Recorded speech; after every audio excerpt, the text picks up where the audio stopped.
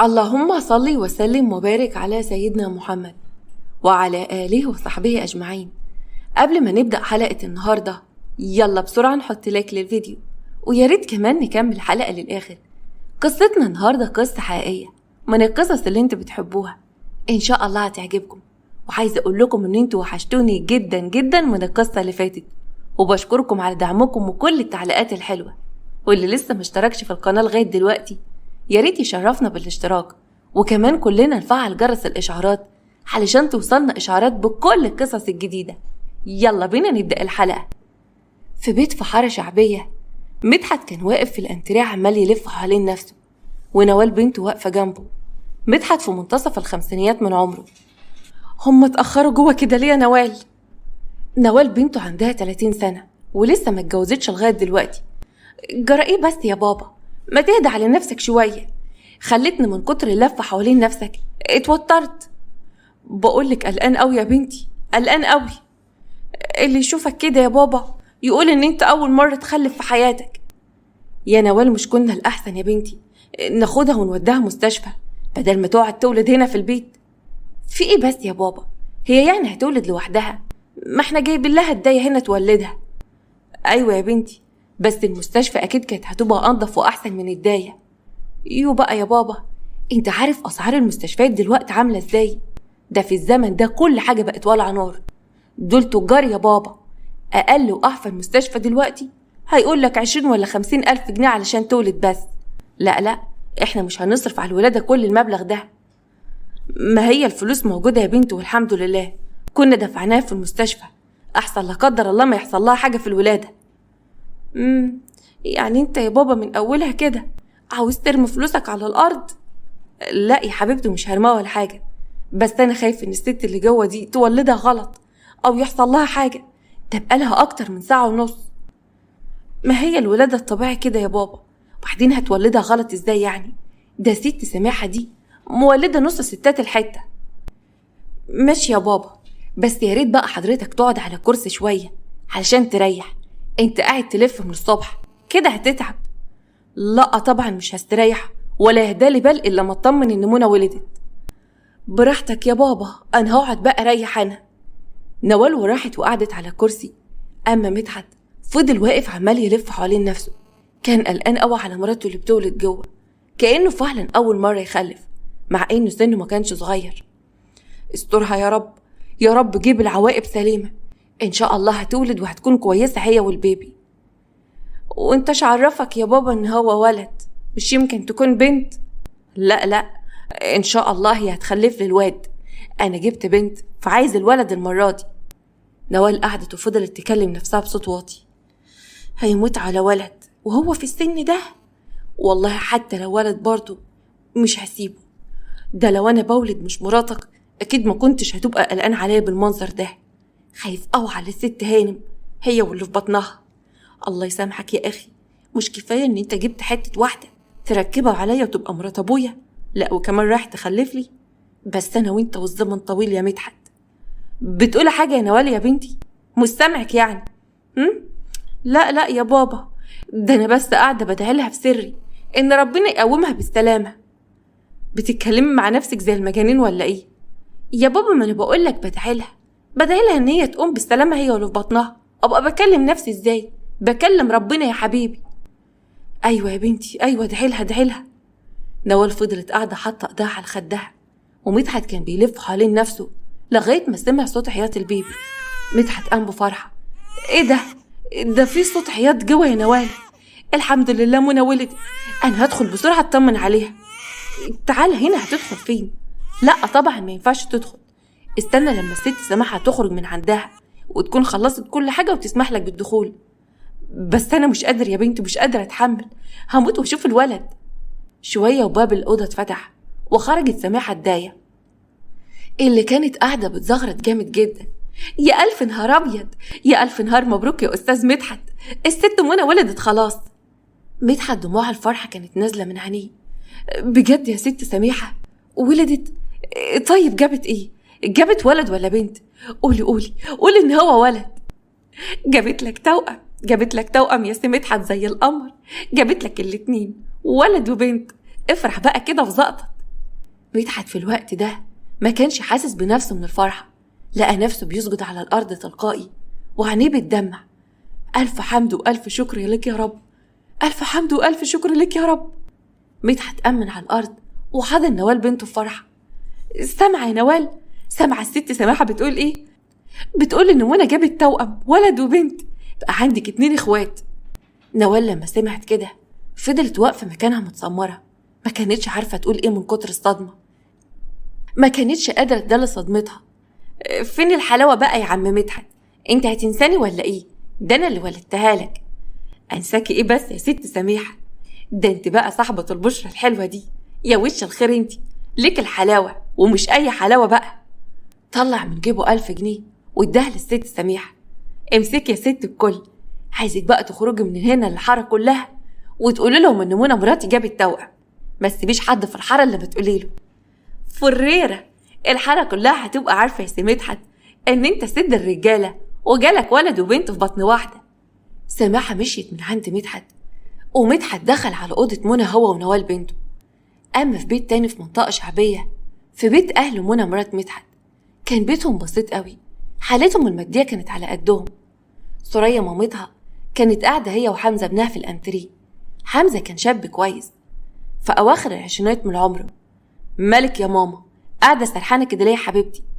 سوريا والدته ردت عليه، بفكر يا ابني هنعمل ايه علشان تتجوز، الظروف بقت صعبة قوي وكل حاجة بقت غالية، ومش عارفة هتقدر تجيب شقة ازاي عشان تتجوز. هنعمل ايه بس يا ماما؟ اديني قاعدة ادور على شغل تاني في كل حتة علشان اعرف اجيب حتة شقة، بس للأسف مش لاقي شغل، وكمان الشقق بقت ولعة نار. ايوه يا حمزة يا ابني، بس انت اصلا بترجع من شغلك بالليل، هتشتغل في حتة تانية ازاي؟ وهتشتغل امتى؟ اعمل ايه بس يا امي؟ ما انا لو ما عملتش كده مش هعرف اتجوز شروق. انت شايفه ظروف البلد بقت عامله ازاي؟ الحاجه اللي كانت بجنيه امبارح دلوقتي بقت ب10. خلاص يا ابني، هدور على اي حد من الجيران عشان نعمل معاه جمعيه ونقبضها. جمعيه ايه بس يا امي اللي هتجيب لنا شقه؟ ده اخرها هتجيب مثلا لمبات الشقه ولا حتى الدهان، لكن اكتر من كده ما تعملش. طيب ايه رايك يا حبيبه اكلم منى اختك تساعدنا باي حاجه كده؟ مين؟ منى؟ ومنى هتعمل لنا ايه بس يا ماما؟ هتجيب لي الشقه مثلا اللي هتجوز فيها؟ لا يا حبيبي، مش هتجيب لنا الشقه، بس على الاقل يعني تفكر معانا نتصرف ازاي. يا علشان خاطر ما تدخلش منى، كفايه ان هي قربت تولد ومصاريف الولاده اكيد مش قليله، فبلاش تشغلي دماغها بالحاجات دي، كفايه اللي عندها وكفايه بنت جوزها اللي عايشه معاها.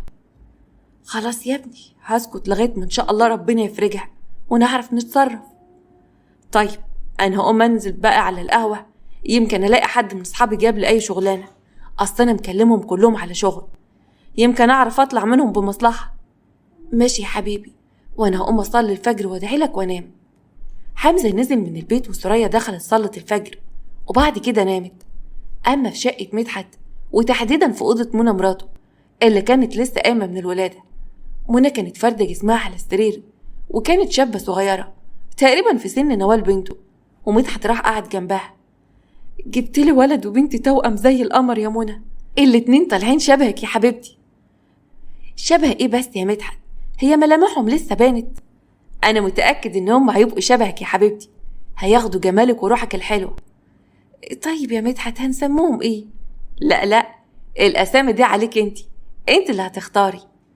ايه رأيك نسموهم يمنى ويوسف؟ زي ما تحب يا منى، انا مش هقولك لا على اي حاجة يا وش الخير.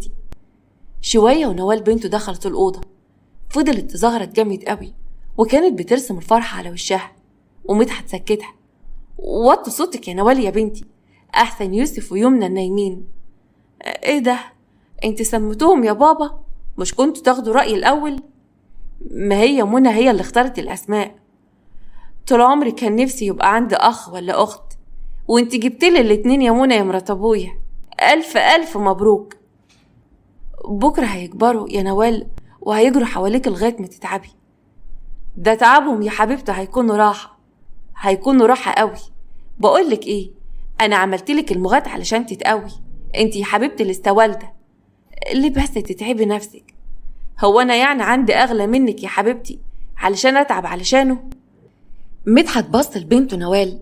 طيب يا نوال يا بنتي، سيبي انت الكوبايه وانا هشربها لمنى، وروح انت يا حبيبتي على اوضتك عشان اخواتك ما يصحوش. ماشي يا بابا، هسيبكوا على راحتكم، بكره الصبح هعمل لك يا منى شويه اكل علشان يرموا عظمك. ماشي يا نوال يا حبيبتي، ربنا يخليكي ليا. الا صحيح، انت قلت لمامتك واخوكي ان انت ولدت بالسلامه ولا لسه؟ لا، هقول لهم الصبح عشان ما يجوش على ملا وشهم في الوقت ده، حرام. عندك حق، خلاص انا همشي بقى اروح على اوضتي، لو حد فيكم محتاج اي حاجه يا ريت تنادوني. نوال خرجت من اوضه مدحت وراحت قعدت في اوضتها، فضلت تلف حوالين نفسها. نوال كانت بتكلم نفسها بغل، بقى بنت سوريا تخلف توأم؟ عشت وشفت اليوم اللي يبقى فيه عندي اخوات، لا وكمان توأم. جبت الواد يا بابا، الواد اللي كان نفسك فيه، بقى كده تجيب لي عيلين يورثوا معايا، لا وكمان فيهم واد. ماشي يا منى، ان ما خليتك تكره اليوم اللي فكرت فيه تتجوزي ابويا ما بقاش انا نوال. لا وكمان البيه هيموت من الفرحه طبعا، ما خلف الواد اللي طول عمره كان نفسه فيه. بس ما تفرحش قوي كده يا بابا، اللي انت هتشوفه مش هيبقى قليل ابدا، انت كمان لازم هينوبك من الحب جانب. نوال فضلت طول الليل تاكل في نفسها من كتر الغل لغايه ما نامت. صحيت تاني يوم الصبح على صوت دوشه عاليه قوي في البيت. فاقت وخرجت من اوضتها ولقت شروق بنت خالتها وحمزه خطيبها. حمزه كمان يبقى اخو منى، وسوريا كمان كانت معاهم، وهم كلهم قاعدين في الانتريه. شروق في منتصف العشرينات من عمرها. اول ما خرجت نوال من جوه بصت لها بفرحه، اهي نوال صحيت اهي، تعالي يا نوال اختاري معانا. اختار ايه بالظبط يا شروق؟ سوريا قالت لها بفرحه، الحاجه بتاعت سبوع الاولاد، عقبال ما نفرح لك انت كمان يا نوال يا حبيبتي، ان شاء الله نفرح بكم قريب وتتجوزي. نوال حاولت ان هي تداري غيظها، بجد هو انتوا كمان هتعملوا سبوع؟ ايوه طبعا هنعمل سبوع يا بنتي، ده انا بتفق على حاجه كمان نذبحها ونوزعها على الناس الغلابه، وهنعمل عقيقه. بس دي مصاريف كتيره قوي يا بابا، انا بقول تخلي الفلوس دي معاك، يعني عشان الاولاد اكيد هيحتاجوا مصاريف كتيره قوي الايام اللي جايه، حفاضات ولبن وحاجات كتيره ياما. انت ناس ان هم توأم، يعني مصاريفهم هتكون قد كده. شروق بنت خالتها بصت لها، يا بنت ما تسيبوهم يفرحوا، ما تبقيش فقريه كده. ايوه يا جوز خالتي، اعمل اللي انت بتقول عليه ده، احنا نعمل عقيقه كبيره واسبوع كبير كمان، ونلم الحبايب ونفرح ونزقطط. وبعد كذا يوم مدحت فعلا راح اتفق على عجل علشان يذبحه، ورجع قال لنوال، بقولك ايه يا نوال يا بنتي، بكره ان شاء الله هيبقى يوم الذبح، هتيجي معايا ولا لا؟ انا هنفسي افهم بس يا بابا، ايه لازمته اللي انت بتعمله ده؟ ما توفر فلوسك شويه يا حبيبي، هو في ايه؟ هي فلوسك دي انت لاقيها مثلا؟ ايه اللي انت بتقولي ده يا حبيبتي؟ ما تسيبيني اعمل اللي انا عايزه. لا يا بابا، مش اللي انت عايزه، المفروض لما الاقيك بتعمل حاجه غلط انبهك واقولك، لو انت فعلا هتعمل عقيقه يبقى لازم تنسى بقى حوار السبوع ده، انما هتعمل عقيقه واسبوع مره واحده، هي فلوس في الفاضي وخلاص. طيب ليه بس يا حبيبتي ما نعملش الحاجات دي؟ ده انا حتى شايف ان منى كده هتفرح قوي. يا سلام يا بابا، يعني انت علشان تفرحها لازم تفلس؟ وبعدين الحاجات ده اصلا ملهاش اي لازمه. اسمع كلام يا بابا، وكفايه بقى العقيقه، وبلاش بقى السبوع واللمه، هي يعني منى لسه عيله؟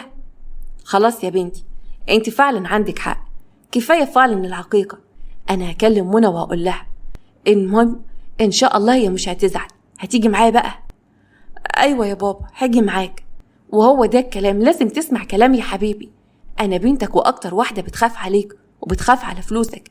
لما منى تطلب منك اي حاجه لها او الاولاد لازم تسالني الاول. يا حبيبي يا بابا، في ستات كده بتقعد تطلب حاجات في الفاضي وانا لازم انبهك. ماشي يا نوال، اللي تشوفيه يا بنتي. مدحت دخل قعد في البلكونه، ونوال فضلت قاعده في اوضتها. اما في بيت ناديه مامة شروق كانت قاعده في البلكونه وحاطه ايدها على خدها. مامتها ناديه دخلت عليها، مالك يا بنتي يا شروق، قاعده كده شايله طاجن ستك، ايه اللي مضايقك؟ هيكون ايه بس يا ماما، بفكر هتصرف ازاي في بقيه الجهاز. هو انت يا بنت على طول كده بتفكري في الجهاز؟ ما تفكري في حاجه تانية بقى، ده انت شلت الهم من بدري قوي.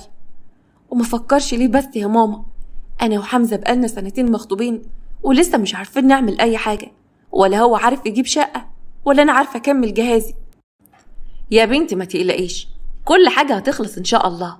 وبعدين انت محسساني يعني إن هو جاب الشقة وجازت وشايلة هم الحاجات اللي انت هتجيبيها. ما هو كمان لسه بدر قوي على ما يخلص موضوع الشقة. أيوة يا ماما، بس احنا كده مش هنتجوز خالص. بقولك ايه يا بنت، ما كفايه بقى نكد. انت مش اول ولا اخر واحده الخطوبه بتاعتها تطول. الناس دلوقتي كلها خطوبتها بتطول قوي. هو في حد معاه فلوس؟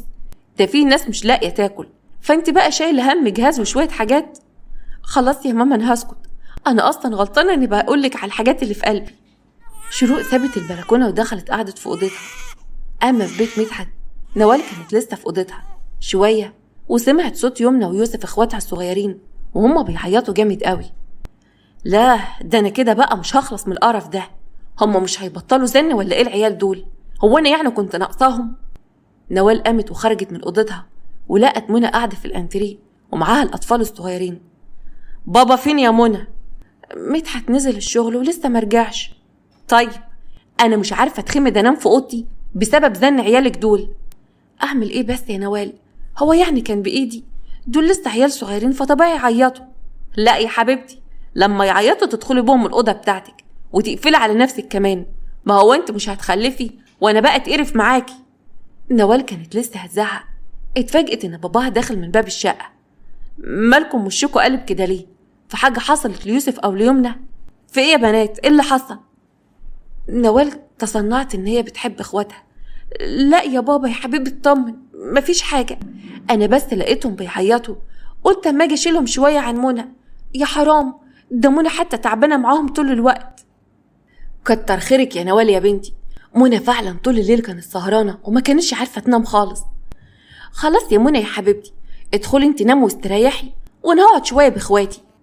غريبة يعني يا نوال، ده انت لسه من 5 دقايق كنت متضايقة قوي ان هما بيعيطوا.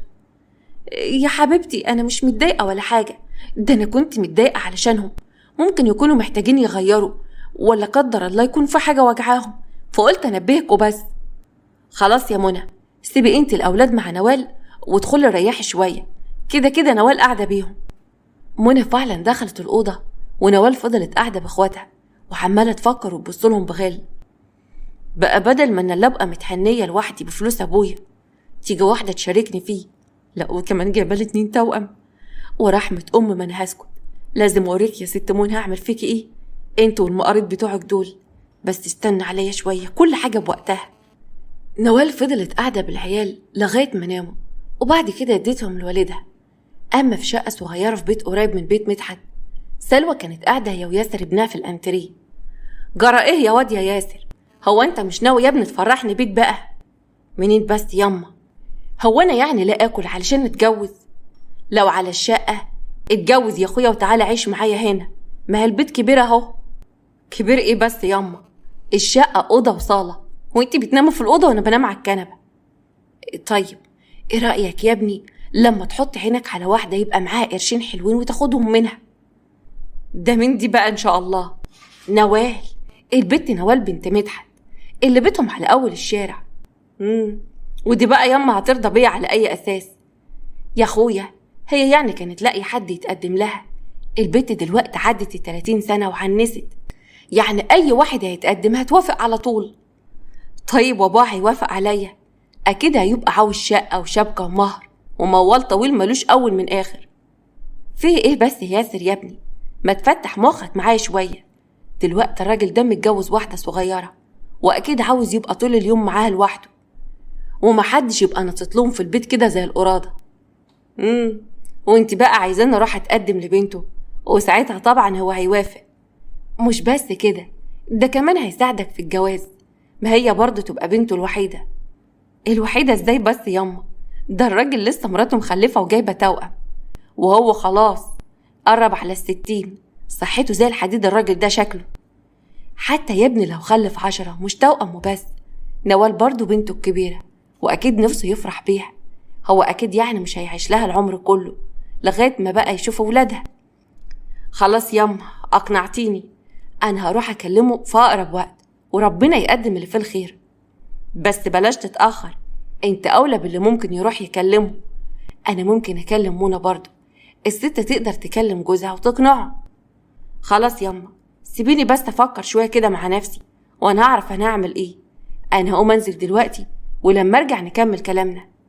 ياسر قام ونزل وكان عمال يفكر يكلم مدحت ولا نوال علشان يتقدم لها. وبعد كذا يوم في بيت مدحت، نوال كانت في اوضتها ومدحت ومنى دخلوا يكلموها. خير يا بابا، في حاجة حصلت ولا ايه؟ منى بصت لها بفرحة.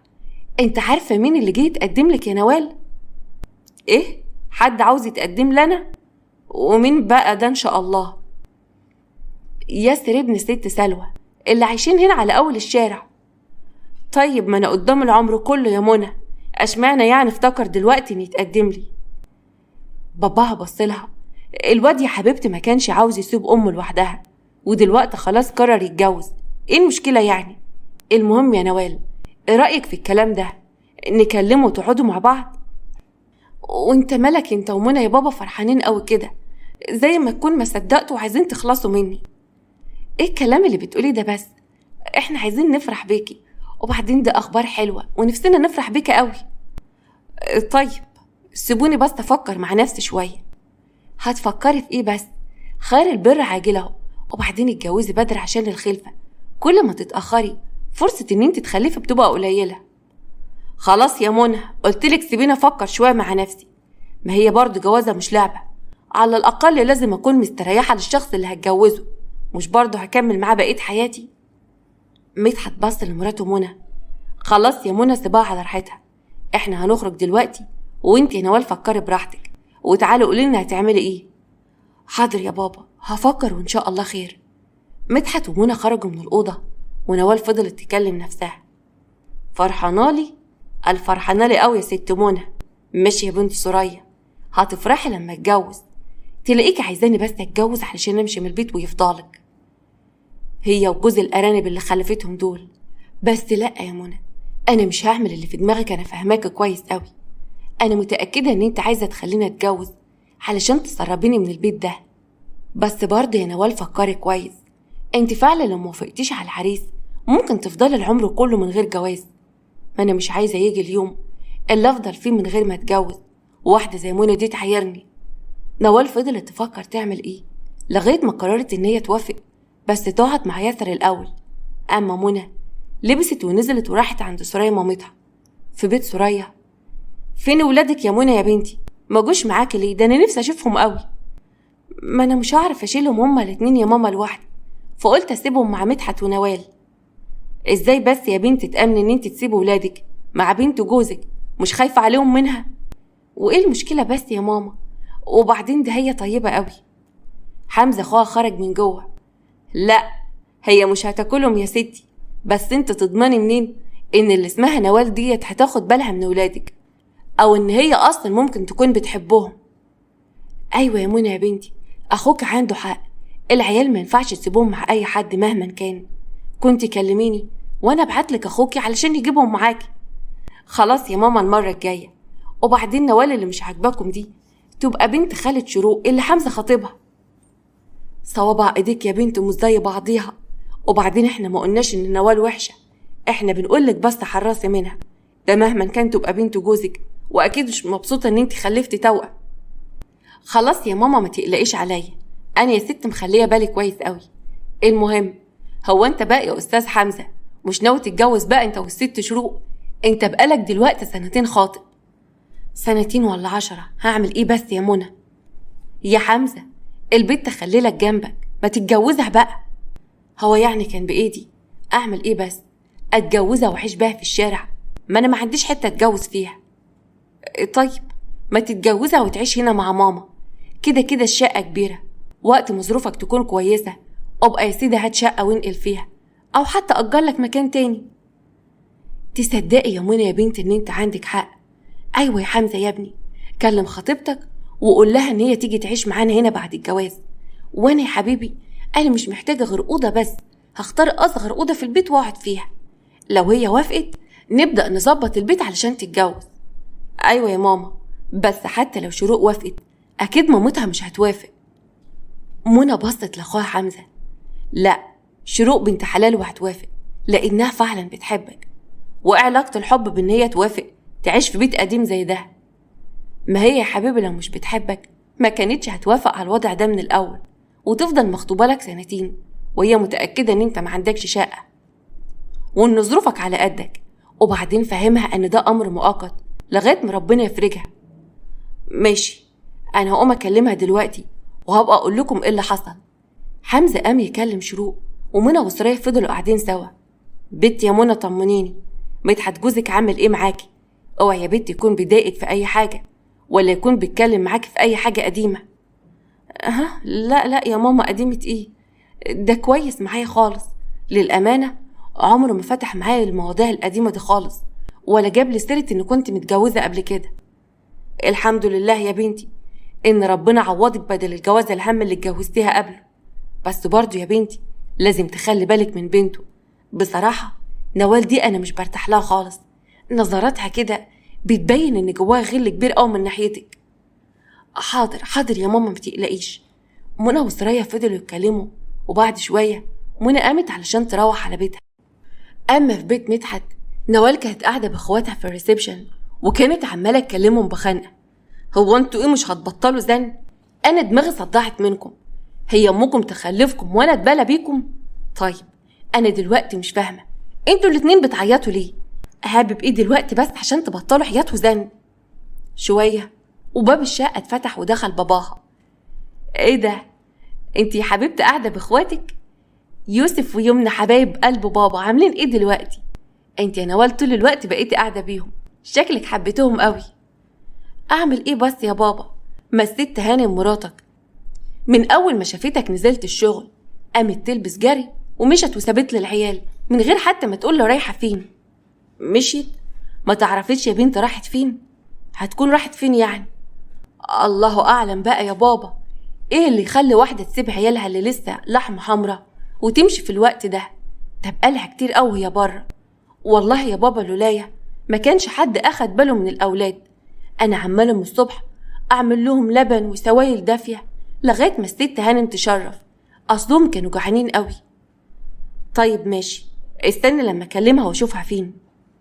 لازم يا بابا تشد عليها شويه، انت دلعتها زياده لدرجه ان ما بقتش عارفه تخلي بالها من عيالها وهم لسه صغيرين وبيصعبوا عليا قوي، ده مهما كان يبقوا اخواتي. عندك حق يا بنتي، لما تيجي انا ازعق لها جامد على اللي عملته، بس الاول اعرف الست هانم نزلت وراحت فين. ولازم برضه يا بابا تعرف هي كانت مع مين. مع مين؟ قصدك ايه يعني يا نوال؟ هتكون مع مين يعني؟ والله يا بابا مش عارفه اقولك ايه، بس الزمن اللي احنا فيه دلوقتي ده بقى زمن صعب قوي، ما تأمنش لصوابع ايدك فيه، فلازم تحط عينيك في وسط راسك. خلاص يا نوال، انا مش هسكت غير لما اعرف كل حاجه، بس اوعى يا بابا تجيب سيرتي في الكلام، اصل تستقصدني وانت عارف ان انا هنا لوحدي. شويه ومنى دخلت الشقه وشافت نوال ومدحت واقفين في الريسبشن والاولاد كانوا معاهم متجمعين عند النبي ان شاء الله. مدحت بص لمراته بعصبيه.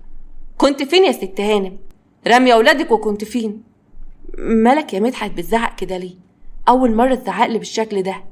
انطقي يا منى، بقولك كنت فين ومع مين وكنت بتعملي ايه، وليه اول ما نزلت من الشغل سبت البيت ومشيتي؟ حيلك في ايه بس يا مدحت؟ وبعدين ايه جو التحقيق ده؟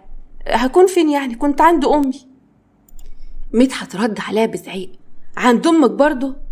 ايوه كنت عند ماما. هكون كنت فين يعني؟ وبعدين ما انا كلمتك الصبح وتليفونك كان مغلق. ولما انت يا منى كنت عند والدتك ايه اللي اخرك كل ده؟ وليه ما اخدتيش الاولاد معاكي؟ ايه كانوا هيضايقوكي؟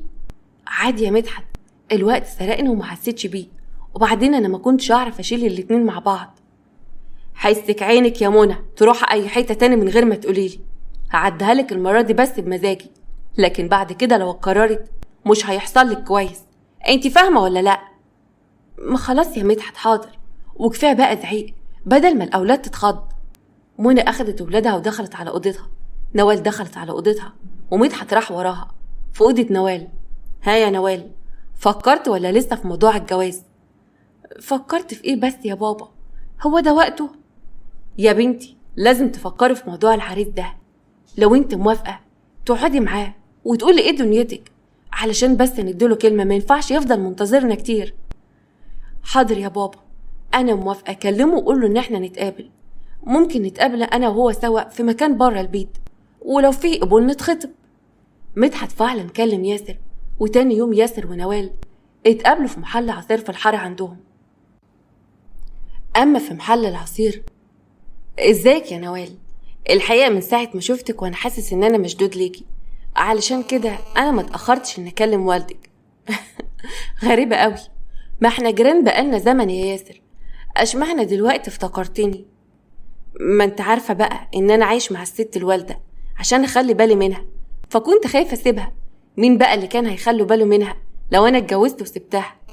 ايوه بابا قال الكلام ده فعلا. طيب هو احنا هنعيش فين بقى لما نتجوز؟ ما هو ده اللي كنت عايزة اكلمك فيه. بص يا نوال، انا ظروفي مش قد كده، فكنت انا وانتي عايزين نتجوز في شقة امي. نوال بصت لياسر، لا خلي لنا بقى موضوع المكان ده، انا اللي هحدد احنا هنعيش فين بعد الجواز. هو انت هتكلم ابوك يجيب لنا شقة عشان نعيش فيها؟ لا طبعا، بس هقنعه بحاجة تانية خالص. المهم انت تكلم بابا وتقوله علشان نحدد ميعاد، وتيجي تطلب ايدي، وباقي سيبه عليا. نوال مشيت وروحت البيت، واول ما قابلت مدحت قعدت تتكلم معاه في البلكونة. ها يا نوال، عملت ايه يا حبيبتي؟ انا موافقة يا بابا على ياسر، بس هو عنده مشكلة. مشكلة ايه بس يا بنتي؟ ما عندهوش شقة يا بابا عشان نعيش فيها بعد الجواز. امال هتعيشوا فين؟ ما هو ده يا بابا اللي كنت عايزاك فيه. انت شايف ان انا سني بقى كبير وفرصي في الجواز بقت قليلة، علشان كده عايزة اتجوز انا وياسر ونعيش هنا معاكم. منى اول ما سمعت الكلام ده دخلت لهم البلكونة. ايه الكلام اللي بتقولي ده؟ ازاي راجل غريب يجي يعيش معانا هنا واخد راحتي ازاي في بيتي؟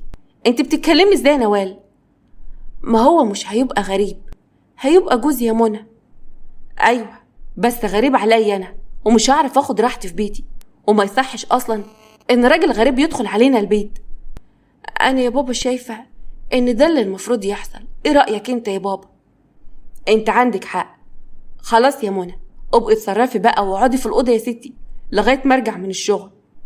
ايه يا مدحت الكلام اللي انت بتقوله ده؟ زي ما سمعت كده يا منى، انا هكلم ياسر ونتفق على كتب كتابه الفرح. مدحت كلم ياسر، ومنى كانت متضايقة قوي، بس منى ما كانتش عارفة تقول حاجة لمدحت. وبعد شهر تم الفرح، وياسر راح عاش معاهم في نفس البيت في أوضة نوال. وفي يوم في أوضة ياسر ونوال كان نام وبيتقلب، اتفاجئ ان نوال بتقوم من جنبه وكانت بتتسحب بالراحة. خرجت من الأوضة. ياسر قام قعد على السرير وبكلم نفسه، مالها دي قايمة بتتسحب كده ليه؟ ومالها لابسة هدوم خروج؟ هتروح فين في عز الفجر؟ لا أكيد في حاجة بتحصل من ورايا. قام يتسحب وراها من غير ما نوال تاخد بالها. اتفاجئ ان نوال داخلة أوضة منى. وقف على جنب علشان يشوف ايه اللي هيحصل. يا نهار ابوك ابيض، ايه اللي بيحصل ده؟ ازاي تعمل كده؟ انا طلعت من جو الشيطانة. نوال خلصت اللي كانت بتعمله وبدأت تخرج. ياسر استخبى ورا الستارة علشان ما تشوفوش، وبعد شوية لقاها خارجة من باب الشقة. نزل وراها جري. في الشارع اتفاجئ ان نوال كانت واقفة على الناصية، واقفة في جنب عشان محدش يشوفها. كانت بتبص حواليها شمال ويمين. فجأة لقى واحد نازل من توك توك وقف مع نوال. ياسر بصدمة، ايه ده؟ مش ده ادهم صاحبي؟ نوال واقفة معاه ليه؟ وايه علاقتهم؟ وايه علاقة اللي بيحصل دلوقتي باللي حصل في الأوضة من شوية؟ اتسحب بالراحة. خرجت من الأوضة، قعد على السرير وبيكلم نفسه، مالها دي قايمة بتتسحب كده ليه؟ وليه أصلا لابسة هدوم خروج؟ هتروح فين كده في الفجرية؟ أكيد في حاجة غلط بتحصل. قام يتسحب علشان يراقبها من غير ما نوال تاخد بالها. دخلت نوال أوضة منى. ياسر وقف على جنب عشان يشوف ايه اللي هيحصل. يا نهار ابوك ابيض، ايه اللي بيحصل ده؟ اتفاجئ ان بتقرب من الدولاب من غير ما حد يحس، وطلعت منه علبة الدهب واخدت الدهب كله وحطته في شنطة معاها. هي بتاخد الدهب ده ليه؟ وهتعمل بيه اصلا؟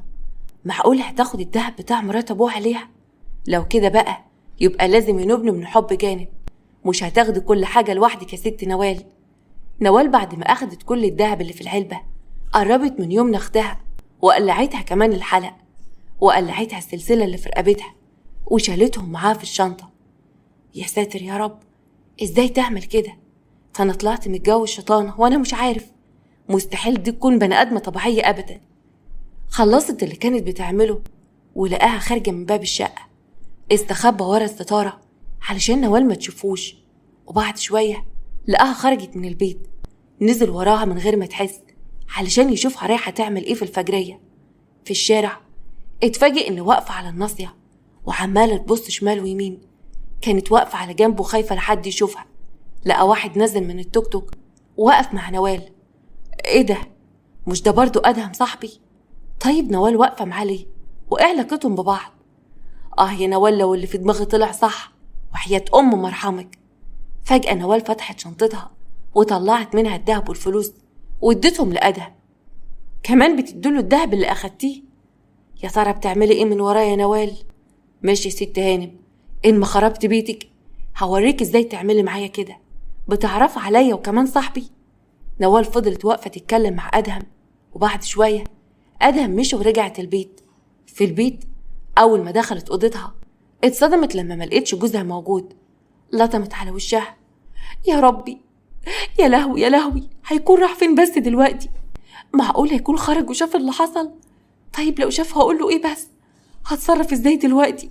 هو اصلا ما يعرفش انا نازله ليه ولا بعمل ايه؟ لا، لازم افكر في اي حاجه اقولها له. اول ما يرجع اكيد هيسالني كنت فين. نوال غيرت ملابسها وعملت نفسها تعبانه، ربطت دماغها بطرحه وقعدت على السرير. شويه ودخل جوزها. نوال عملت نفسها بتتكلم بتعب. ياسر، كنت فين يا ياسر؟ انت اللي كنت فين؟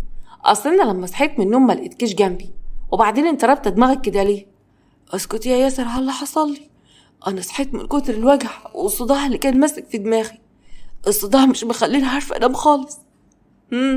وبعدين ايه اللي حصل بعد كده لما الصداع مسك في نافوخك؟ خرجت من الاوضه، قعدت ادور على اي دواء او مسكن عشان اخده ويخفف الصداع، لكن ما لقيتش. فقلت بقى انزل الصيدليه اجيب اي حاجه. طيب بجد والله؟ ايوه ياسر، هو ده اللي حصل. ولما انت تعبانه قوي كده وخلاص كنت هتموتي، ليه ما صحتنيش؟ ما انا برضو كنت نايم جنبك. كنت انزل انا اجيب لك الدواء من الصيدليه او حتى اوديكي اي مستشفى. ما انا مرضتش اصحيك واقلقك، قلت انا هنزل بسرعه وهاجي بعد ما اجيب الدواء على طول. ما كنتش اعرف ان انت هتصحى. ده انا كمان نزلت ادور عليك في الشارع بس للاسف ما لقيتكيش. كتر خيرك يا حبيبي. على العموم انا بقيت احسن دلوقتي، انا اخدت الدواء بقالي شويه، هنام بقى، تصبح على خير. ماشي يا نوال، وانتي من اهله يا حبيبتي. انا هخرج بقى اقعد في البلكونه شويه. خرج من الاوضه وقعد في البلكونه، ونوال كانت بتكلم نفسها. يا ساتر يا رب، الحمد لله اني خلصت منه من غير ما يحصل مشكله ودخلت عليه. شكله صدق الفيلم اللي انا عملته ده، شكله ودهبل ده ولا ايه؟ اما في البلكونه ياسر كان قاعد بيكلم نفسه. فكرت ان الدور اللهبل اللي عملتيه ده هيدخل عليا. لا يا نوال، لا يا حبيبتي، ده انا ياسر. بس براحتك، سبتك تكملي الفيلم الهندي اللي عملتيه، بس بعد كده هقدر اساومك براحتي. شكلها هتلعب معاك جدا يا واد يا ياسر. بس يلا اخدينا بقى بنتسلى على ما نشوف الست هانم بتخطط لايه. ياسر فضل قاعد في البلكونه يفكر لغايه ما تعب، وبعد كده دخل علشان ينام. تاني يوم الصبح ياسر ونوال صحيوا على صوت سويت جامد في الانتريه. نوال قامت من على السرير. ايه الصوت ده؟ جيب العواقب سليمه يا رب. اكيد يا حبيبتي في مصيبه حصلت في البيت. قومي لما نشوف ايه اللي بيحصل بره. خرجوا هما الاتنين من الاوضه بتاعتهم وراحوا على الريسبشن عشان يعرفوا ايه اللي بيحصل. في الانتريه منى كانت واقفه وعماله تبكي وبتصوت جامد قوي. الحقني يا مدحت، الحقني، الظاهر كده ان في حرامي دخل الشقه. حرامي ايه بس يا منى اللي دخل؟ ازاي يعني حرامي هيدخل ومفيش حد فينا هيحس؟ ده احنا بسم الله ما شاء الله عدد كبير يعني في الشقه. ايوه والله زي ما بقولك كده، انا الدهب بتاعه كله اتسرق، مفيش منه اي حاجه موجوده في الاوضه. نوال بخضه حطت ايدها على صدرها. يا ساتر يا رب، الدهب بتاعك كله اتسرق؟ طيب ما تدوري كويس يا منى، اكيد دهبك يا حبيبتي مش هيختفي لوحده. وبعدين هو في حد غيرك يعرف مكانه؟ ما انا الدهب بتاعي زي ما هو اهو، مفيش حاجه اتسرقت. ولا هو الحرامي هيسرقك انت وبس؟ منى ردت عليها بعياط: اقسم بالله انا قلبت الدولاب كله، ده انا كان فاضل لي تكه وشيل البلاط من مكانه علشان ادور تحته، بس مفيش اي حاجه موجوده. طيب خلاص اهدي يا منى وهندور تاني واكيد هنلاقيه. تلاقي بايه بس يا مدحت؟ ده حتى الحلق والسلسله اللي يومنا بنتي كانت لابساهم اختفوا. انا مش فاهم مين اللي عمل كده. اهدي بقولك يا منى، انا ما بعرفش افكر وفي حد بيقعد يولول جنبي كده، ما تهدي شويه. منى دخلت الاوضه وفضلت تبكي. نوال قعدت هي وياسر ومدحت في الانتريه. مدحت بصلهم بزعل: طب هيكون الدهب ده راح فين بس يا جماعه؟ معقول حد يدخل البيت وكلنا كده موجودين ومحدش فينا يحس بيه؟ هو انت يا بابا صدقت الفيلم اللي انت سمعته ده؟ وبعدين بصراحه انا مش مصدقه. قصدك ايه يعني يا نوال؟ انا مش فاهم حاجه. يا بابا هو الدهب ده مين يعرف مكانه غير منى؟ هي بس اللي تعرف مكانه. بعدين ما انا معايا دهب كتير اهو، مفيش حد قرب منه. تاني حاجه بقى، ازاي اللي هيدخل ده هيروح عند عيله صغيره ويقلعها الحلق من غير ما حد فيكم يحس؟ ايوه صح، الكلام ده معقول ما جاش في دماغي ازاي؟ كلامك معقول قوي. ايوه طبعا يا بابا، انا متاكده ان منى هي اللي اخدت الدهب كله وخبته وعملت الفيلم بتاع السرقه ده. طيب يا بنتو تعمل كده ليه؟ ما هو كده كده الدهب بتاعها، هتاخده توديه فين اصلا؟ الدهب بتاعها يا بابا، بس اكيد في حاجه اكبر هي عايزه تدار عليها، علشان كده عملت الفيلم الحمضان ده. اما بقى الدهب راح فين فاكيد كلنا هنعرف. طيب لو هي فعلا اللي عملت كده، اتصرف ازاي دلوقتي؟ والله يا بابا مش عارفه، بس انا خايفه على تعبك وشقاك. مش الدهب ده برضه بفلوسك يا حبيبي؟ ولما هي عملت كده الله اعلم بتفكر تعمل ايه تاني. مدحت قام علشان ينزل من البيت. ايه يا بابا، هو انت هتروح فين؟ عايز انزل يا بنت اروح في اي حته، انا محتاجه افكر لوحدي شويه. ماشي يا بابا، اللي يريحك يا حبيبي. مدحت نزل وياسر بص لنوال. انا نفسي كنت قربت اصدق الكلام اللي سمعته منك. وما تصدقش ليه يا ياسر؟ ما هو ده اللي حصل. المهم انا هنزل دلوقتي. هتنزلي وتروحي فين يا نوال؟ هروح مشوار قريب وجايه، هقابل واحده صاحبتي. بجد؟ هتقابل واحده صاحبتك برضه يا نوال؟ ايوه، وايه المشكله؟ تحبي تيجي معايا؟ لا، وهاجي معاكي ازاي بقى؟ مش بتقولي صاحبتك؟ ماشي يا ست خروجي، بس بلاش تتاخري. ما تقلقش يا ياسر، ساعه زمن بالكتير وهرجع. نزلت نوال وراحت قعدت في كافيه. في الكافيه فضلت مستنيه ادهم لغايه ما جه. كل ده علشان تيجي يا ادهم؟ انا بقالي ربع ساعه قاعده مستنيه حضرتك. ما بالراحه شويه على نفسك يا ست الكل، هو انا يعني كنت خدام اهلك ولا ايه؟ بعدين الطريق كان زحمه عشان كده اتاخرت. طيب اخلص، عملتي ايه في اللي قلتلك عليه؟ هو انا لحقت اعمل اي حاجه؟ ده انا يدوبك لسه واخد منك الفلوس امبارح. اديك قلت ان انت اخدتي مني الفلوس، يعني في اسرع وقت كل حاجه تكون جاهزه. انا مش عايزه تاخير اكتر من كده. شكلك بتحبها قوي قوي علشان كده مستعجله وعايزه تخلصي منها. بقولك ايه، هو انت هتصاحبني؟ هتعمل الحاجه اللي طلبتها منك ولا لا؟ اديني بس يومين يا ست الكل عشان اعرف اظبط الدنيا كويس. ماشي، بس انا عايزاك تعمل فيلم ما يخرش الميه. عايزه اي حد يشوفك يصدق على طول الكلام اللي احنا هنقوله. عيب عليك يا ست الكل، ده انا قديم جدا في الشغلانه دي. شويه وياسر طب عليهم في المكان. ياسر شد نوال من دراعها. هي دي صاحبتك بقى يا ست نوال اللي انت جايه عشان تقابليها؟ ياسر، انت عرفتي ان انا هنا ازاي؟ بقى بتعرف عليا صاحبي يا نوال. ادهم قام وقف. طبعا اذنكم بقى يا جماعه، حلوا مشاكلكم مع بعض وانا هستأذن. ادهم مشي ونوال قعدت مع ياسر علشان تفهمه هي بتخطط لايه بالظبط. اما في بيت سوريا، منى لبست واخدت الاولاد وراحت بهم عند مامتها. حمزه اخويا كان قاعد. لازم تعملي محضر بالسرقه يا منى، طالما الدهب بتاعك اتسرق اعملي محضر. وهو المحضر هيعمل ايه بس يا حمزه؟ هيرجع لي الدهب بتاعي؟ ده كان دهب كتير قوي، ده انا كنت حاسه ان الدهب اللي معايا ده هيكون سندي. شروق كانت قاعده معاهم.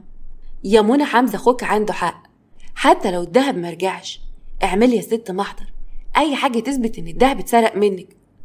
والله يا شروق ما بقتش تفرق معايا، انا كل اللي فارق معايا دلوقتي هو مدحت. ده شكله كده زعلان خالص ومش عاوز يبان قدامي. اخوها حمزة بصلها. ما هو اكيد برضو واثق من كلامك يا منى. المهم اهدي انت بقى وكفاية عياط علشان ولادك، لان ما ينفعش ترضعيهم وانت زعلانة. كفاية ايه بس يا حمزة؟ الدهب بتاعه كله راح في غمضة عين. حسبي الله ونعم الوكيل في اللي عمل كده. اما في الكافيه ياسر كان باصص لنوال بصدمة. يعني ايه يا نوال؟ معقولة اللي انت بتخططي له ده؟ امال انت مفكر ايه يا ياسر؟ انا كنت هقبل ان واحدة زي دي تتجوز ابويا وتتزرع معايا في نفس الشقة، بعد كده تورث كل حاجة هي وعيالها؟ طيب انت برضه هتاخدوا كل حاجة ازاي؟ ابوك اصلا ممكن ما يصدقش كلامك. زي ما ابويا صدق حوار الدهب هيصدق ان هي بتعرف عليه رجالة. وبعدين هو انا يعني هسكت؟ ده انا هخلي فيه دليل يثبت الكلام ده. هعمل خطة الكل هيصدقها. خلاص يا ست الكل، وانا معاكي. اهو برضه لما الموضوع ده يتم اكيد ابوك هيمشيها من الشقة ويطلقها، وساعتها بقى احنا اللي هناخد الشقة بحالها. ايوه كده، الله ينور عليك يا ياسر. خليك فايق كده معايا، انت بدأت تفهم دماغي كويس. طيب هنتصرف ازاي دلوقتي؟ ولا اي حاجة، انا مستنية بس لما ادهم صاحبك يخلص اللي انا طلبت منه، وساعتها بقى الفضاحة هتكون بجلاجل. كلها مسألة وقت، كلها كام يوم وكل اللي بخطط له هيتم. ياسر ونوال فضلوا يتكلموا، وبعد كده روحوا على البيت. في البيت نوال وياسر دخلوا واتفاجئوا ان مدحت قاعد في الانتريه لوحده. نوال قربت منه. بابا انت جيت امتى يا حبيبي؟ انتوا كنتوا فين يا ولاد؟ وفين منى؟ منى والاولاد مش موجودين، انا لما جيت ما لقيتش حد. انا وياسر يا بابا كنا بنشتري شويه حاجات، هي الست هاني بقى استغلت ان محدش موجود وخرجت. معقول دهب هيكون لسه مسروق وزعلانه زي ما بتقول يعني، ودلوقتي تاخد العيال وتخرج تتفسح؟ انا بجد مش مصدقه. ما يمكن عيل من العيال تعب ولا حاجه وراحت به يا بنت المستشفى، لما تيجي هنعرف منها كل حاجه. اهو قلبك الطيب ده يا بابا اللي بيخلي الناس اللي حواليك يضحكوا عليك. طيب تفتكر راحت بالعيال فين؟ الله اعلم بقى يا بابا، لما تيجي تسألها. انت يا بابا لازم تشد عليها شوية، بقالها فترة كده بتنزل كتير قوي من غير ما تقولك، والله اعلم بتعمل ايه. وساعات كده بلاقيها واخدة التليفون في جنب وبتتكلم بصوت واطي. بصراحة يا بابا انا بشك في تصرفاتها، والله اعلم برضه. فجأة منى دخلت الشقة ومعاها ولادها. مدحت بصلها بغل وفضل يزعق لها جامد قوي. كنت فين يا ست هانم؟ في ايه بس يا مدحت؟ كنت عند ماما، هو انا يعني ليا غيرها؟ مدحت مسكها من دراعها. هو انا كل ما اسالك كنت فين تقولي لي عند ماما؟ انت هتستعبط عليا يا منى. استعبط ايه بس يا مدحت؟ وبعدين سيب دراعي كده، انا ما بكدبش عليك، انا فعلا كنت متضايقه جدا ولقيتني قاعده لوحدي فقلت اروح عند ام افضفض شويه. بقولك ايه، امك دي تنساها خالص، ولو هي عايزاكي تبقى تجيلك هنا البيت، انما انت بقى كل شويه تخرج ولما اسالك تقولي عند ماما. لا يا حبيبتي، انت بقى من هنا ورايح مش هتعتبي هناك خالص. ومن امتى بقى الكلام ده؟ هو في ايه بس بالظبط يا مدحت؟ يعني ايه مش هعتب هناك تاني؟ زي ما سمعتي كده يا مدام، ولو كلمتي اتكسرت يا منى وعرفت ان انت رحت من ورايا هيكون طلاقنا. هي حصلت يا مدحت؟ معقوله انا ما بقتش افرق معاك للدرجه دي؟ عاوز تطلقني يا مدحت؟ ايوه يا منى، وغوري دلوقتي على اوضتك ومش عايزه اشوف وشك دلوقتي. طيب ليه بس يا مدحت؟ هو انت من امتى بتتكلم معايا بالطريقه دي؟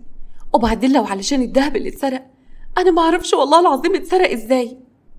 ما انا مش مصدق الكلام ده يا منى. انت عايزه تقنعيني ان في حد دخل الشقه وعارف ياخد الدهب من اوضه النوم من غير ما حد فينا يحس؟ وبعدين ما بنت نوال اهي معاها دهب زيك ويمكن اكتر منك، مفيش حاجه من حاجتها اتسرقت. ولا هو الحرامي كان دخل يسرقك انت وبس؟ قصدك ايه يعني يا مدحت؟ الله اعلم بقى الدهب ده اتسرق فعلا ولا راح فين يا ست منى، ولا انت بتخططي لايه بالظبط؟ ايه يا مدحت الكلام اللي انت بتقوله ده؟ انت مفكر ان انا اللي ممكن اخده؟ ما اعرفش بقى، كل شيء وارد دلوقتي. بقولك ايه، اتفضلي على الاوضه عشان انا مش عايزه اعمل مصيبه في حد. منى جريت على الاوضه وفضلت تبكي. اما نوال كانت واقفه بتتفرج وهي فرحانه قوي باللي بيحصل في بيت سلوى مامة ياسر. بقى مراتك يطلع منها كل ده يا واد يا ياسر؟ انا بجد مش مصدقه. لا ولسه اللي جاي كتير قوي يا ماما. انا مش فارق معايا اي حاجه غير ان اخد اللي اقدر عليه منها، وفترة كده والشقة دي هتبقى بتاعتي لوحدي. هو انت ناوي على ايه بالظبط يا ياسر؟ اللي زي مراتك دي تخاف منها؟ لا يا ست الكل، ده انا هعمل وهعمل، بس كل حاجة في وقتها بتكون حلوة. بكرة هخلي نوال دي توطي تبوس جزمتي وتترجاني علشان اطلقها، وانا فعلا هطلقها، بس بعد ما اخد كل حاجة، وساعتها بقى هتجوز الست اللي على مزاجي وفي شقة ابوها. ياسر وسلوى فضلوا يتكلموا، وبعد شوية ياسر روح على بيته. تاني يوم في بيت مدحت، نوال كانت قاعدة مع منى. بقولك ايه يا منى، الراجل بتاع الغاز هيجي النهاردة. هيجي؟ ليه؟ ده محدش من الشركة كلمني. ما هم كلموني انا وقالوا لي ان هم يبعتوا واحد يركب وصلة الغاز الجديدة. ماشي يا ستي، برضه الواحد يوفر تمن الانابيب بتاعت كل اسبوع. طيب انا هنزل بقى علشان ياسر كلمني وقال ان انا اروح له عند الست والدته. ايه؟ وهتسيبيني هنا لوحدي؟ مش بتقول للراجل بتاع الغاز جاي؟ انا مش عايزه اقابله لوحدي. هو يعني هياكلك يا منى؟ وبعدين بابا يا ست زمانه على وصول، ما تقلقيش، اصل ام ياسر تعبانه ولازم اروح لها واطمن عليها، احسن ما تقول بقى مرات ابني ما بتسالش فيا، ما انت عارفه الحموات. نوال لبست ونزلت، وبعد شويه ادهم راح البيت. منى افتكرت ان ادهم بتاع الغاز. اتفضل المطبخ هناك اهو، روح شوف هتعمل ايه، ولو عاوز المقاسات الماسوره وكل حاجه موجوده جوه، انا هفضل قاعده هنا. ادهم دخل المطبخ، ومنى راحت قعدت مع اولادها في اوضه النوم. اما في الشارع نوال وقفت تكلم مدحت في التليفون. الحق يا بابا الحق، انا كنت في البيت بس منى باين عليها كان متوتره قوي، وكمان مشيتني وقالت لي انزلي. انا مش فاهمه هي بتعمل ايه في الشقه دلوقتي وبتطرقني بالشكل ده، انا مش فاهمه يا بابا ايه اللي بيحصل. مدحت كان في الشغل، قام وقف من على مكتبه. هتكون بتعمل ايه بس يا نوال؟ مش عارفه يا بابا، بس لازم تروح البيت دلوقتي، انا حاسه ان في حاجه بتحصل من ورا ظهرك، انت مش متخيل يا بابا كانت بتعمل معايا ايه. مدحت اول ما سمع الكلام ده روح على البيت بسرعه، كان بيخبط على الباب جامد. بعد ما مدحت قعد يخبط لقى ادهم اللي بيفتح له، وكمان كان قلع التيشيرت. مدحت لما شافه اتصدم. انت مين وبتعمل ايه في بيتي؟ انا عرفت ان الست هانم بقالها فتره متغيره، اتراها مستنيه الوقت المناسب علشان تجيبك هنا.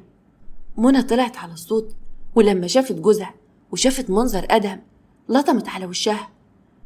انت بتستغل غياب يا منى وبتجيبي رجاله هنا البيت؟ والله العظيم ده جاي يشوف الغاز، انا ما اعرفش هو قلع كده ليه وامتى. الله يخرب بيتك، انت بتقلع عندنا ليه؟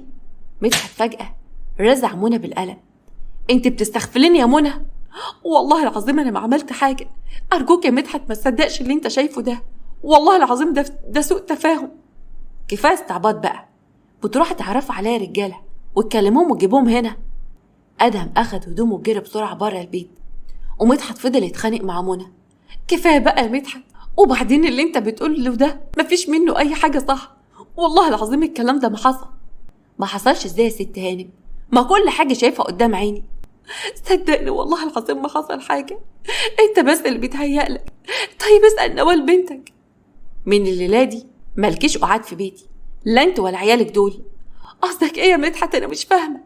يعني امشي غوري روح على بيت اهلك، انا مش عايزه اشوفك تاني ومش عاوز عيالك كمان. طيب والاولاد ذنبهم ايه بس يا مدحت؟ انت هترمي عيالك؟ دول ولادك اللي انت كنت فرحان بيهم. مش لو كانوا ولادي اصلا، انا من ساعه اللي شفته دلوقتي وبقيت شاكك في كل حاجه حواليا. الكلام اللي انت بتقوله ده بكره هتندم على كل كلمه قلتها، انت متجوز واحده اشرف من الشرف. ولا بكره ولا بعده، روح يلا يا منى على بيت اهلك، انت طالق وغوري يلا في 60 داهيه ومالكيش اي حقوق عندي. مدحت جاب منى من شعرها وطلعها بره، طردها هي وعيالها بره الشقه من غير حتى ما تغير ملابسها، وبعد كده قفل الباب. الزباله بتعمل فيا انا كده؟ ماشي يا منى، فانا اتجوزتك وسترتك بعد ما اتطلقتي، تقوموا تعرفوا عليا واحد زي ده؟ لا وكمان جايباها البيت. نوال في الوقت ده كانت رجعت من بره، قعدت جنب باباها وكانت بتتصنع العياط وبتطبطب على باباها. ما تزعلش يا بابا يا حبيبي، اهدى بدل ما يجرى لك حاجه، دي واحده ما تستاهلكش، انا ما كنتش متخيله ان هي تطلع كده ابدا. انا مش هرحمها، لازم افضحها في الحته كلها، كل الناس لازم تعرف حقيقتها. اهدى بس يا بابا وخلينا بس نفكر هنعمل ايه. هنعمل ايه بس يا نوال؟ ما انا خلاص طلقتها. بص يا بابا، اكيد بعد اللي حصل ما ينفعش تأمن لواحدة زي دي. ايوه بابا، تلاقيها هي اللي اخدت الدهب، والله اعلم بتخطط لايه تاني. طيب اروح اجيب ناس ونروح على بيت امها علشان اخد الدهب بتاعي؟ لا لا، ما تعملش كده يا بابا، اصل هي اكيد بعت الدهب وقبض الثمن، ساعتها بقى هتطلع قدام الناس ان انت اللي غلطان. ما تخلص يا نوال وقولي لي اعمل ايه بس. انا هقول لك يا بابا، انت تنزل بكره الصبح وتروح للمحامي، اي حاجه ملكك تنقلها باسمي يا حبيبي. ايوه، عشان ان شاء الله بعد عمر طويل، بعد الشر عليك طبعا يا حبيبي، ما تورش فيك لا هي ولا عيالها، والله اعلم بقى. انقل ملكيه كل حاجه ليكي. ايوه يا بابا. يا حبيبي انا خايفه عليك وعلى فلوسك، معقوله واحده زي دي تورث فيك؟ لو انت مش عايز كده خلاص براحتك يا حبيبي، انا مش هغصبك على حاجه. طيب يا نوال، سيبيني بس افكر هعمل ايه في الموضوع ده وهبقى اقولك. انا هقوم ادخل اوضه اريح شويه لاني تعبان قوي. مدحت دخل الاوضه ونوال وياسر فضلوا يتكلموا. حاسس ان ابوك مش مقتنع باللي حصل، وخاصه بعد ما قلت له اكتب كل حاجه باسمي، المفروض كنت تستني شويه. لا، بابا هيقتنع، انا هخليه يوافق بطريقتي. ده بابا بقى انا حافظاه وعارفه نقط ضعفه، وقريب أوي كل حاجه هتبقى بتاعتي انا. ده انت طلعت دماغ متكلفه قوي يا نوال. خاف مني يا ياسر؟ يا حسره، هخاف منك على ايه بقى؟ هو انا حلت اللضع علشان تاخديه؟ اما في بيت سوريا بخضه، يا بنت اللي عمل فيكي كده. مدحت طلقني يا ماما، مدحت طلقني ورماني انا والعيال بره. شروق قامت وقفت. ازاي ده يحصل؟ وعمل معاكي كده ليه؟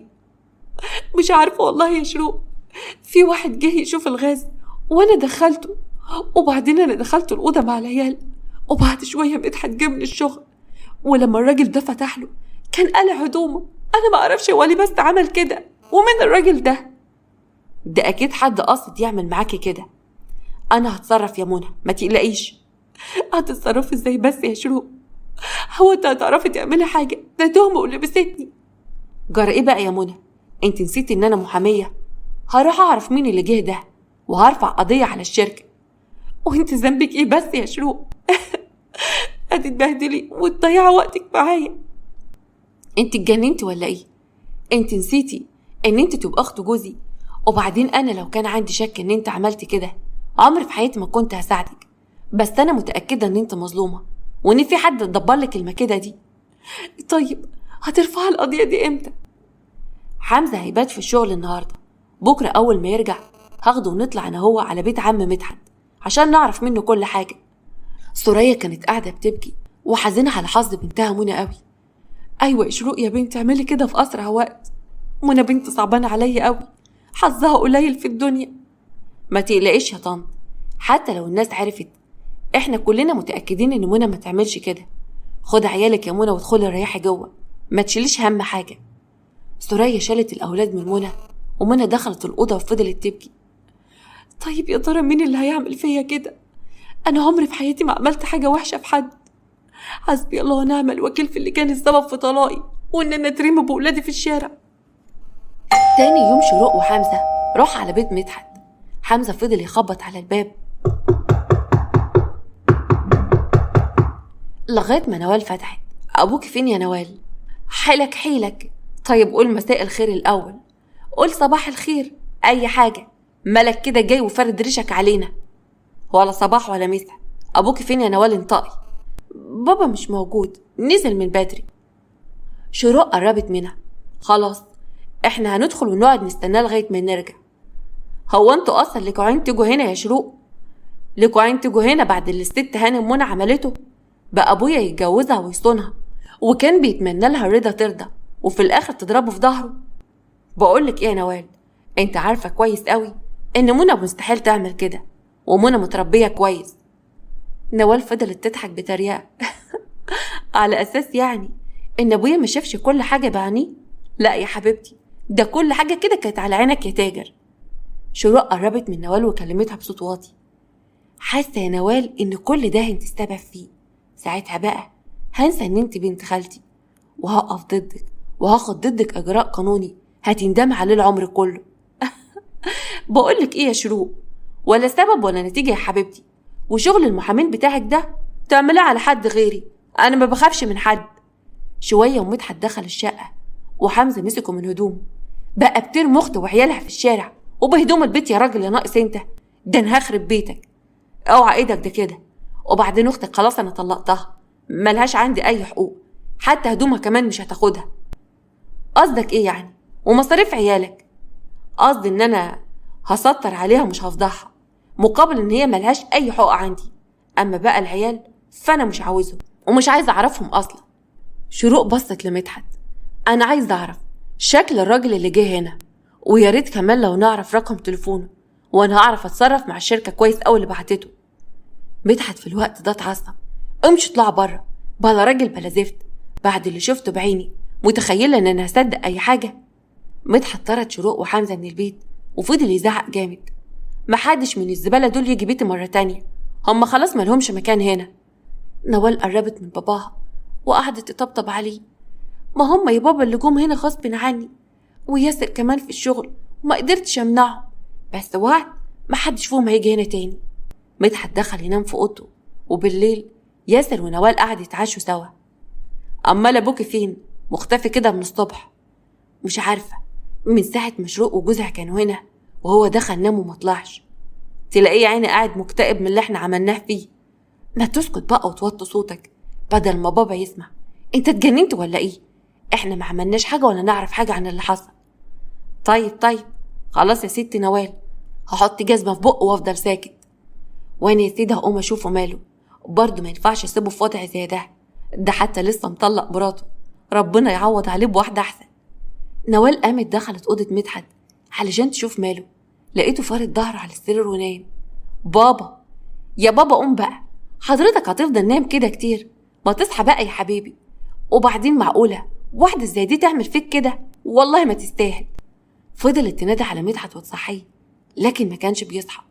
قربت من السرير وكانت بتتكلم بخضه، بابا يا بابا اصحى، انت تعبان يا بابا ولا ايه؟ ما تفوق بقى واصحى. فضلت تهز في مدحت لكن ما صحاش. قعدت تصوت بأعلى صوتها، الحقني يا ياسر، الحقني بسرعه. ياسر جه من بره وجرى عليها، جرى على صوتها. ايه اللي حصل؟ في ايه؟ بابا ما بيردش عليا، بابا ما بيصحاش. قرب منه وحاول يشوف النبض لكن ما كانش فيه نبض خالص. لا حول ولا قوة إلا بالله، البقاء لله يا نوال، أبوك اتوفى. فضلت تصوت وتعيط جامد. وتاني يوم مدحت اتدفن وعملوا العزاء. تاني يوم في بيت سوريا منى كانت قاعدة تبكي، ملحقتش أثبت لمدحت يا ماما إن أنا بريئة وإن كل اللي شافه ده كده، أنا مستحيل أعمل حاجة غلط، اتوفى وهو ظالمني يا شروق، ملحقتش أبين الحقيقة. شروق كانت قاعدة وزعلانة قوي. ما خلاص بقى يا منى، هو راح للي أحسن مني ومنك، بلاش نتكلم كده وحقك برضه هيظهر. يظهر ايه بس يا شروق؟ حتى لو ظهر ايه لازمته؟ ما خلاص. لا ليه لازمة، الكل لازم يعرف ان انت بريئة. احنا دلوقتي لازم نعمل اعلان وراثة علشان كل واحد ياخد حقه. وتفتكر ان نوال هتسيب لنا حاجة؟ ما هو مش برضاها يا منى، وبعدين ده حقك انت وولادك، اوعي تفرطي فيها ابدا. قومي يلا البسي دلوقتي وتعالى نروح علشان نكلمها. منى قامت ولبست هي وشروق وراح على بيت نوال. نوال كانت قاعدة يا جوزها بيتكلموا. ياسر، عايزة أقولك على خبر حلو قوي. خبر حلو؟ أحلى من الفلوس اللي كلها بقت معانا. أيوة بكتير، أنا حامل يا ياسر، أخيرا حلم عمري هيتحقق وهكون أم. ياه، الواحد كده يعيش وهو مستريح. العيل اللي هيجي ده هيتصرف عليه كويس، مش هندور بقى هنصرف عليه منين. ربنا يخليك لنا يا حبيبتي ويقللنا فلوس أبوك المرحوم. شوية وسمعوا الباب بيخبط. ياسر قام فتح الباب واتفاجئ بشروق ومنى. نوال بصت لهم بقرف، خير جايين عايزين ايه بالظبط؟ لكوا عين تجوا لغاية هنا يا بجحة؟ شروق بصت لها، عايزين ورث منى، حقها يا ولادها من ميراث ابوكي. ورث ايه يا ام ورث؟ انتوا وهي مالكوش حاجة عندنا. ايه الكلام اللي بتقولي ده يا نوال؟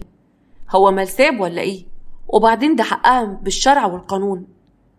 هو أنا نسيت أقول لكم ولا إيه؟ أصل بابا الله يرحمه لما عرف إن الست هانم مش محترمة وماشية على حل شعرها كتب كل حاجة باسمي. أصل كان خايف تيجي اللحظة اللي انتوا واقفين فيها ديت وهي وولادها هيورثوا فيه. منى كانت واقفة مصدومة. انت أكيد كدابة يا نوال، مدحت ما يعملش كده أبدا. نوال راحت جوه وجابت الورق والعقود ووريتهم لشروق. اتفضلي يا ست شروق، مش انت برضو محامية وبتفهمي في الأوراق وفي الحاجات دي كويس؟ شروق أخدت الورق وبدأت تقرأ. اكتشفت إن هو عمل توكيل لنوال بكل حاجة، ونوال أخدت كل حاجة ليها. منى بعياط: حرام عليكي، دول حق إخواتك. طيب يا ست أنا مش عايزة أي حاجة، لكن ادي لإخواتك حقوقهم، ده لسه صغيرين أوي محتاجين مصاريف قد كده. أنا ما عنديش إخوات يا منى، اتفضلي اطلعي بره البيت، اطلعي بره انت وشروق، أنا مش عايزة أشوف حد فيكم هنا تاني. منى بصت لها وهي مقهورة: روحي يا نوال، حسبي الله ونعم الوكيل فيكي، الهمة تلحقي تتهني بالفلوس دي، منك لله يا شيخة، حسبي الله ونعم الوكيل فيكي، بتاكلي أموال إخواتك اليتامى. امشي اطلعي بره، اطلعي بره انت وهي، مش عايزة أشوف وشكم هنا تاني. ياسر طردهم. وعدى فترة ومنى نزلت تدور على شغل علشان تقدر تصرف بقى على نفسها وعلى ولادها، لغاية ما اشتغلت تغسل أطباق في مطعم. وفي يوم نوال كانت ماشية بتشتري هدوم من الحرم، وهي بتعدي الطريق عربية كانت ماشية عكس وخبطتها. الناس اتلمت على نوال وطلبوا لها الإسعاف. في المستشفى دخلت الطوارئ، وبعد كام ساعة خرجت وبدأت تفوق. أنا فين؟ وإيه اللي حصل؟ ياسر جوزي فين؟ الممرضة كانت واقفة قدامها. احنا كلمناه وزمانه على وصول. شوية وياسر دخل الأوضة. ايه اللي حصل يا نوال؟ الجنين عامل ايه دلوقتي؟ الممرضة بصت له. للأسف احنا ما قدرناش ننقذه، اضطرينا كمان نستأصل الرحم لأن حالتها كانت صعبة قوي. ايه الكلام اللي انت بتقوليه ده؟ لا لا أكيد ما حصلش، يعني ايه شلت الرحم؟ كان لازم ننقذ حياتها الأول، وده كان الحل الوحيد اللي نقدر نعمله. نوال فضلت تبكي جامد، وياسر فضل قاعد مصدوم وما كانش عارف يتكلم. هنعمل ايه دلوقتي يا ياسر؟ قصدك هتعملي ايه؟ انا خلاص الجوازة دي اتخنقت منها من ساعة ما اتجوزتش، وما شفتش منك غير القرف والمشاكل. قصدك ايه يا ياسر؟ قصدي ان انت طالق يا نوال، كملي يا اخت حياتك لوحدك، انا مش عايزة اكمل حياتي معاكي، جاتك القرف. سابها ومشي وفضلت قاعدة تبكي لحد ما الدكتور دخل واداها مهدئ. وبعد كام يوم بدأت تتحسن وروحت البيت. في البيت كانت قاعدة بتبكي وتكلم نفسها: خسرت كل حاجة يا نوال، خسرت بابا وجوزي وابني، كل ده علشان كنت عايزة الفلوس ليا لوحدي. اهي دلوقتي الفلوس بقت بتاعتي لوحدي، بس أنا كمان بقيت وحيدة ومحدش معايا ولا حد عارف يبص في وشي، كل الناس اللي حواليا ما بقتش طايقاني، وكمان مش هقدر اتجوز تاني، وعمري ما هكون أم. فضلت تبكي، وتاني يوم راحت على بيت سوريا. نوال لما شافتهم: امسكي يا منى، ده حقك في ورث بابا، حقك انت وولادك، انا ظلمتك وقسيت عليكي. وانت ايه اللي غيرك فجأة كده يا نوال؟ دعوتك اتحققت يا منى، ما عرفتش اتهنى بالفلوس، خسرت كل حاجة، انا كنت حامل وابن راح ومش هخلف تاني ابدا، وجوزي كمان طلقني وبقيت عايشة لوحدي. خدي حقك اهو، اصرفوا براحتك انت وولادك. وانت هتعملي ايه في حياتك بعد كده يا نوال؟ مبقتش فارقة يا منى، انا حياتي اتدمرت، انا همشي واتمنى ان انت تسامحيني. نوال مشيت وهي بتبكي، وبعد فترة قررت ان تعمل عمرة عشان تتوب عن كل حاجة غلط عملتها. اما منى قررت تفتح سوبر ماركت بالميراث اللي اخدته. وبعد ما نوال رجعت اتصدمت لما لقت ان منى كل شوية بتسأل عليها، وكانت بتطمن عليها كتير، وكمان بتودي لها اخواتها علشان يعوضوها عن اللي هي فقدته. منى كانت دايما بتعمل الخير ونيتها كانت صافية، عشان كده ربنا جزاها في الآخر. أما نوال أخدت جزاء عن كل حاجة وحشة عملتها. بس تفتكروا اللي زي نوال دي ممكن تتغير وتبقى كويسة، ولا اللي جواه الشر بيفضل كده على طول، الشر والغل مالي قلبه؟ أتمنى أشوف رأيكم في التعليقات. ودي كانت نهاية قصة النهاردة، أتمنى أن القصة تكون عجبتكم، وما تنسوش تعملوا لايك للفيديو واشتراك في القناة. أشوفكم بكرة على خير في قصة جديدة إن شاء الله.